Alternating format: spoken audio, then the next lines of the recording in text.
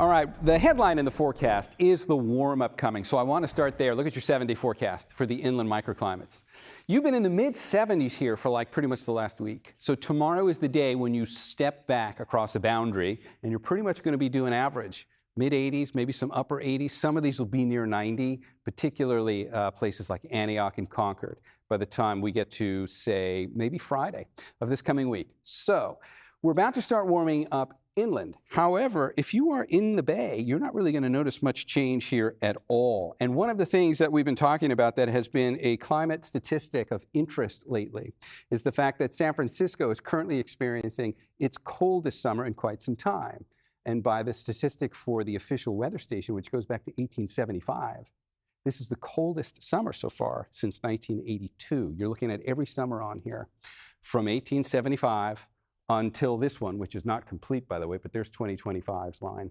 You get an average by taking the morning low and the daytime high, average that out for the day, and then spread that out for the summer from June 1st through the end of August. Look what every summer has looked like here since 1875.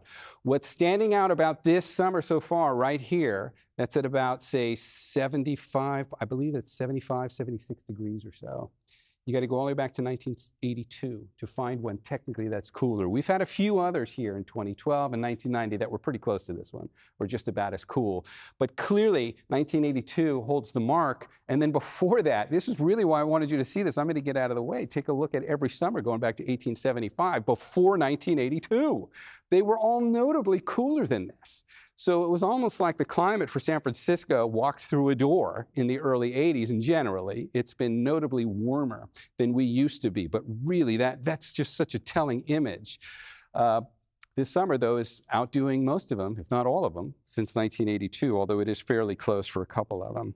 A couple of other things about this summer. If we take a look at the satellite imagery, look where the marine layer is hanging out. And this is where it's just been persistent gray, enough so that we have been getting some measurable rain out of this. Once again, the marine layer mist has been so persistent in the overnight hours that it adds up to measurable precipitation. And you can see where it lines up.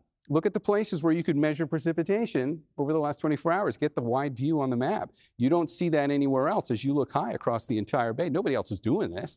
But if you're near the water, and you're under the influence of that marine layer, you've been waking up and the streets have looked damp. That is about to start changing over the next couple of days because the marine layer is not going to be as oppressive as it has been.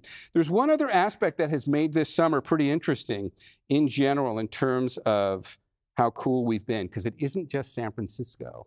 The entire Bay Area has been cool, especially the inland microclimates. Just showed you at the start of the forecast, you're going to the mid-80s.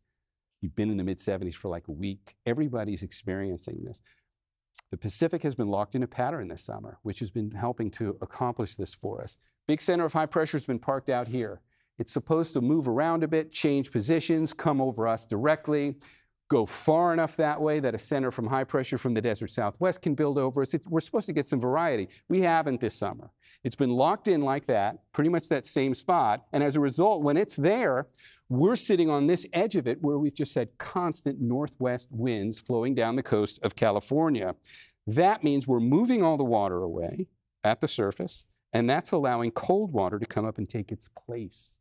The California current has also been on overdrive this summer. Deep shades of blue out here show you where the sea surface temperatures are in the upper 40s. Should be in the mid to upper 50s. So now we've got this refrigerant sitting out here off the coast, which is allowing our marine layer to keep developing and going on overdrive. And as a result, we've been feeling cooler temperatures from that. That's really the primary factor in why this summer has been so cool, not just for San Francisco, but for the Bay Area as a whole. What changes over the next couple of days? Well, we're going to lose some of the influence that's been pulling that marine layer far enough inland to get the inland East Bay. You're going to start warming up and you're going to see less marine layer. Starts tomorrow. But if you're in San Francisco or anywhere in the immediate bay, you're not going to notice any difference. Marine layer is going to keep doing its thing, and we're going to continue to see gray mornings, which will then turn into sunshine by the afternoon, and temperatures aren't going to budge for most of us. But if you are inland, it will. Here's the 7-day forecast for the Bay, just to show you what that'll look like. Upper 60s, morning gray, afternoon sun. Expect mid-80s if you are inland. See you with more on this coming up at 11 o'clock. Alrighty, Darren, sounds good.